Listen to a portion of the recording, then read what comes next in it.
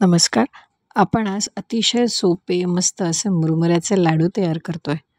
एकदम कुरकुरीत लागणारे असे हे लाडू आहे आणि याच्यासाठी साहित्य म्हणजे फक्त मुरमुरे आणि गूळ या 2च गोष्टी लागतात. इथे मी एक प्रमाणासाठी वाटी घेतली आहे. त्यामध्ये 1 वाटी गूळ आणि 3 वाटी मुरमुरे असं घेतलेलं आहे. पॅन गरम करून घेतला आहे. थोडंसं तूप घातलेलं आहे अर्धा चमचा आणि गुळाला यामध्ये आता आपल्याला विरघळून घ्यायचं आहे. सगळे खडे विरघळण्या इतकं आपल्याला त्यांना विरघळेपर्यंत आपल्याला या गुळाला हलवत राहायचं आहे. तुम्ही पाहू शकता हळूहळू खडे विरघळतात. अक्षरशः 1 ते 2 मिनटात ते सगळे विरघळले जातात.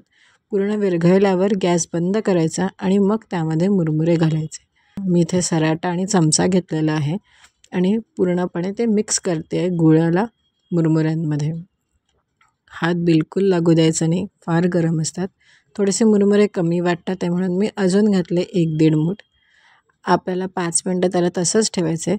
त्यानंतर हाताला पाणी घेऊन लाडू वळायला चालू करायचं आहे. सगळे लाडू वळताना हाताला थोडंसं पाणी लावून घ्यायचं म्हणजे गरम लागत नाही आणि लाडू फटकन वळले जातात.